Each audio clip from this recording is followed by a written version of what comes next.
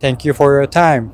For sure. Okay, so firstly, can I ask where you are from? Yeah, I grew up in California, but last 10 years I've been living in New York. New York. Okay, so currently you are visiting Japan? Yeah, this is my first time here. My apartment is under renovations right now, so I had to go somewhere, and I thought Japan would be a fun place to visit. I see. Like how long have you been so far in Japan? I got here at the beginning of March, so let's say that's like a month and a week about at this point. I was in Kyoto for the first 3 weeks, and then I came to Tokyo. Okay. So firstly, can I ask what was your impression, like first impression in Japan? First impression was I have no idea how to get to my hotel. That was my first impression. When I got here, I was just like, I was sort of lost because obviously the language barrier is there. But beyond that, honestly, I mean, I was walking around in like sort of like the outskirts of Osaka, so it was very industrial, not really what I expected. But then when I traveled to Kyoto, I thought everything was very clean. Coming from New York, it's a bit of a little rat infested and garbage everywhere. It's very the cities here are very nice, and the people here are very organized. Like something I'm sure you've heard people say, but was very surprising, especially as a New Yorker, is walking by on the sidewalk and there's a crosswalk, like the red man saying stop, and there's no cars going by, but everybody's just waiting there. I thought that was very funny. Isn't it like that in New York? People in New York are like as soon as the car is giving a little bit of space, even if more cars are coming, they're running across the street. Just like make it just in time before the car passes behind you. Which honestly, like I sort of like that because I don't always like to be standing and waiting. Yeah. But it is also a little bit more relaxing in some senses. That I feel like people are a little bit slower and more organized. Okay.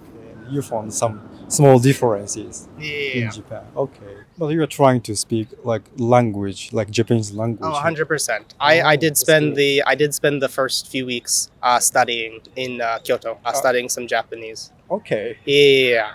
And I have studied in the past. So, I mean, 私の日本語は下手じゃないと思います。でも、めっちゃうまいです。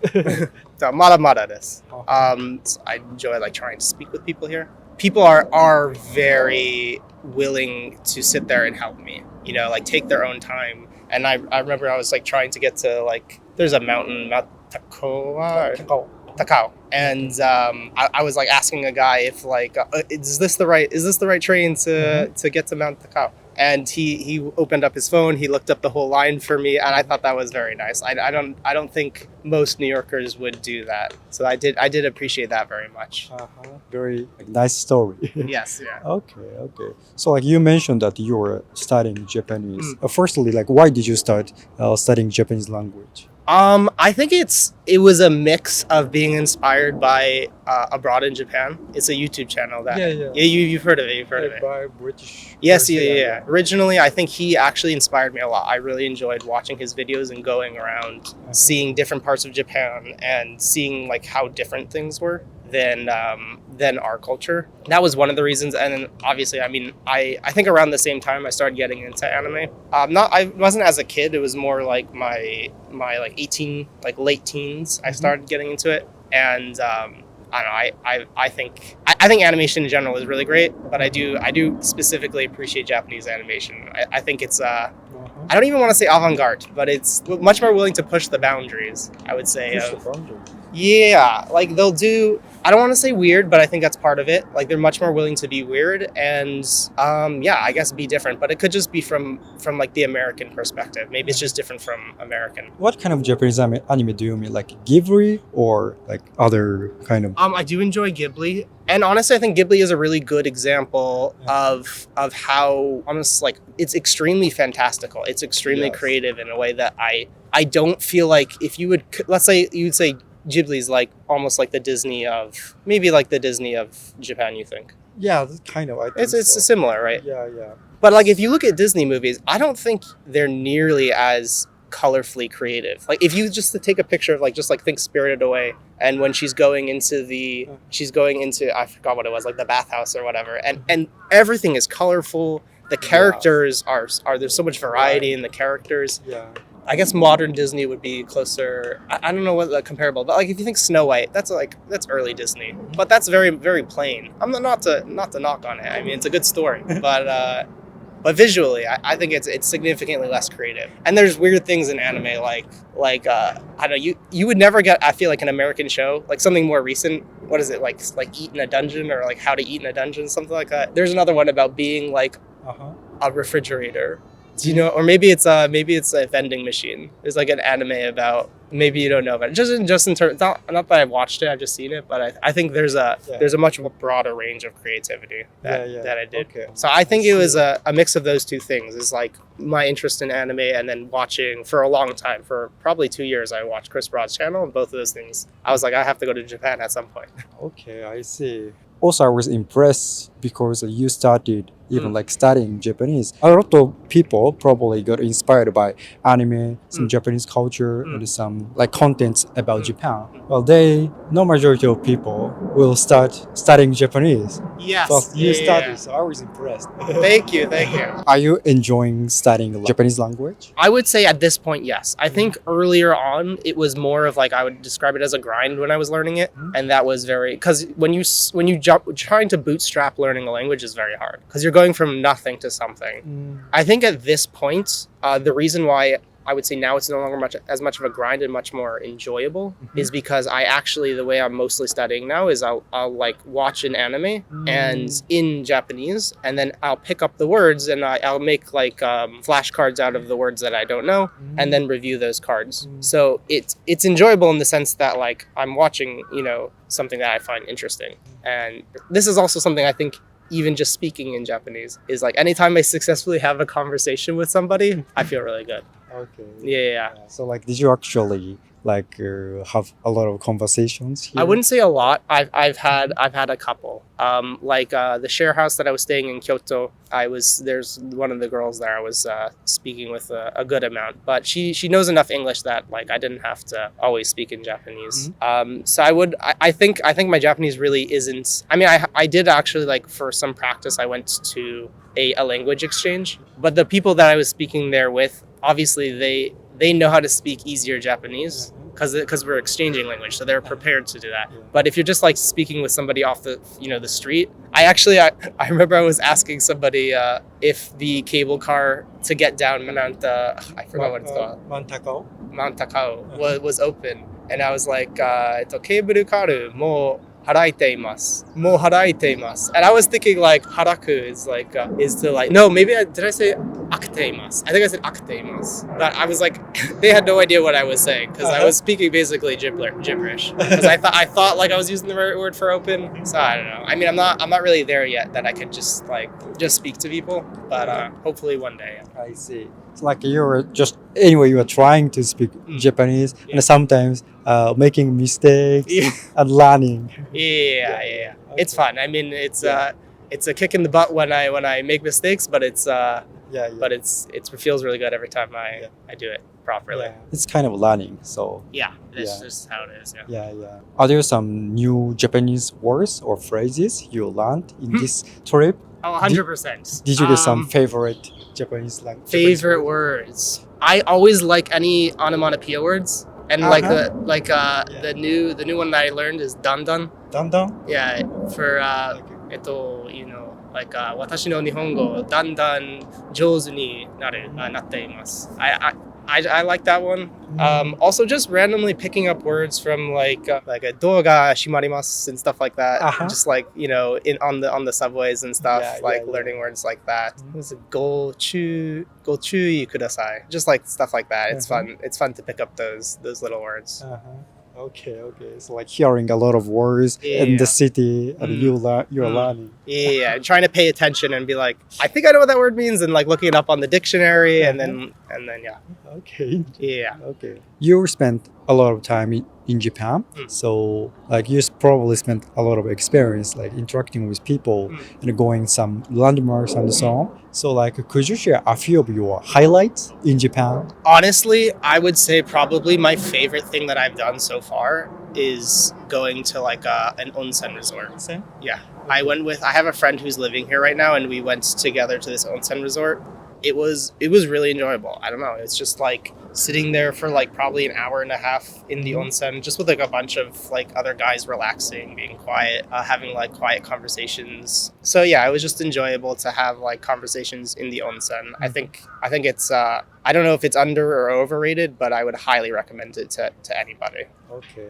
I would say anything that's outside, not like, not like a bathhouse. I mean, bathhouses are nice too, but I don't think it compares to being outside. It's very nice. It is very nice, yeah. I like. 皆様、いつもご視聴ありがとうございます。普段は外国の方々に日本での思い出についてや日本以外の国を旅した時の経験についてなどを聞いているのですが、時々私の体験も、つまり私の海外での体験や日本人目線での日本の好きな場所の話などもしていこうかなと思ったりしています。需要があればですが、ちなみに皆さんは海外に行かれた時、心に残った体験や驚いた体験、はたまた困った体験などはありましたか？私の場合は心に残った体験といえば、アフリカのエチオピアに行った時のことですね。本場のエチオピアコーヒーを飲んだんですけど、それがとても思い出深いです。現地で知り合ったおじさまと仲良くなって家に招いていただいたのですが、そこで飲ませていただいたコーヒーが美味しすぎて、コーヒーってこんなに美味しいの？って驚きました。本当に印象的な思い出です。逆に困ったことといえば、インターネット環境ですね。複数の国でインターネット環境を整えることに結構苦労しました。2ヶ月間数カ国を回ったことがあるのですが、Wi-Fi があまり繋がらない国も結構あったんですよね。対処法として国ごとで SIM カードを購入するようにしていたんですけど、入国して SIM カードを購入できるお店を探して、お店で片言の言葉で説明してってネット環境を手に入れるだけで結構手間がかかって一苦労でした。日本で使っているポケット Wi-Fi をそのまま持って行って現地でそのままネットが使えたらなーって思ってたんですけど、それにぴったりのポケット Wi-Fi を最近見つけました。国内外両方で使えて便利でおすすめなのでご紹介させていただきます。それがこのグローカルミーです。グローカルミーは国内外問わずネットが使えるので海外に行く場面でとても役立ちます。しかもポケット Wi-Fi でよくある契約書や返却が不要なので梱包して返送するとか手間がなくて楽ちんです。また月額無料なので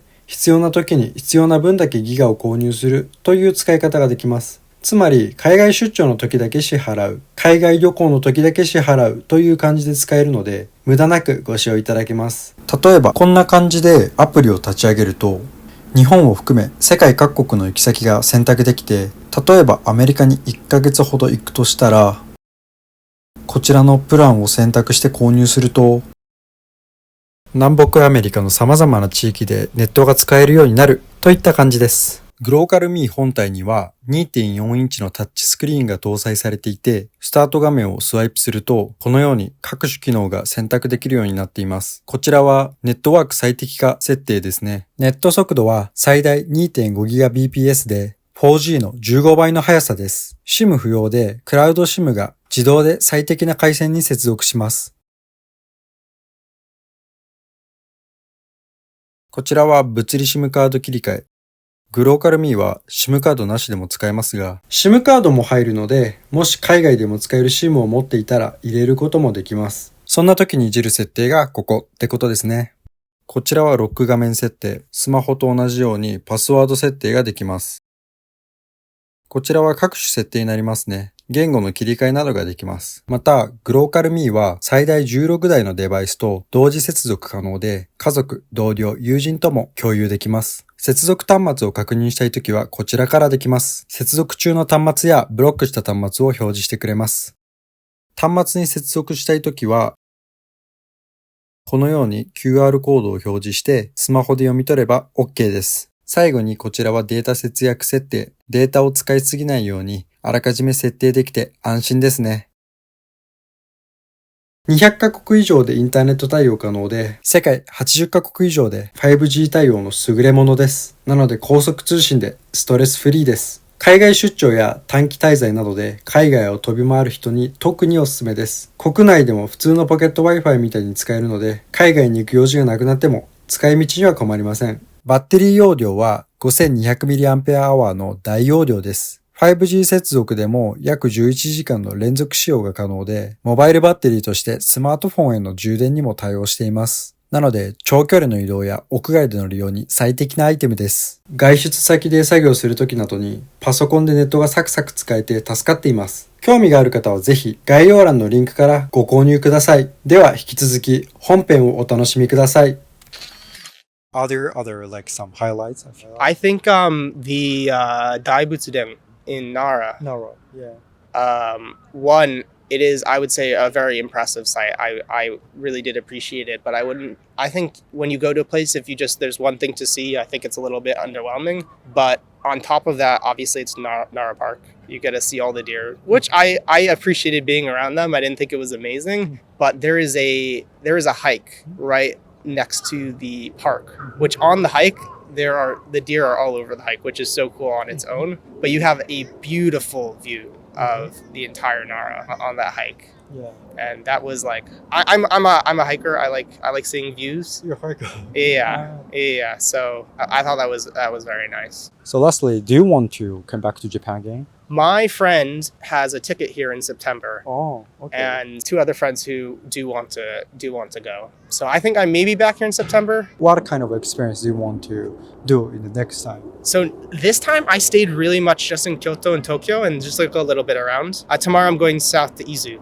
so that will be nice. But mostly like stuck in those areas. I feel like I want to like cover more of like, you know, like go to Hokkaido and like everything down in between, because I feel like there's a lot more of Japan, especially for me, because like I want to do more hiking and stuff. That's going to be outside of Kyoto and Tokyo. Okay. So as for interview, that's all, but I hope you can come back to Japan again. And today it was very nice to talk with you. You too. Thank you so much. Thank you.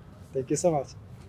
Thank you for your cooperation. Where are you from? I am originally from India, but I live in California. California. So are you visiting, right? Yes, I'm visiting Japan. How long have you been so far? Here I've been 4 days in Tokyo. Okay. What brought you to Japan? I actually came here in 2015, 2016. I was transiting. So I had a 16-hour transit and I came... Okay. Just for transit? Yeah. I came here for a few hours and then since then I've been waiting to come back. Okay. So then you wanted to like spend more time and come here. Yeah. So today I'm asking about the impression of Japan. Firstly, what was your first impression when you came here? I like how everything is very disciplined. Like, you know, like just even in like going to the trains, coming in, coming out, things like that.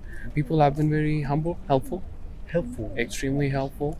Okay. Yeah, even though there is a big language barrier, I have not had any problems in getting to where I want to go, finding my destination. Another thing I found very fascinating is how quiet it is on the trains, you know? Okay. Like going to like if New York, especially if you go in the subways, people can start breakdancing or something like that. Yeah. But not over here.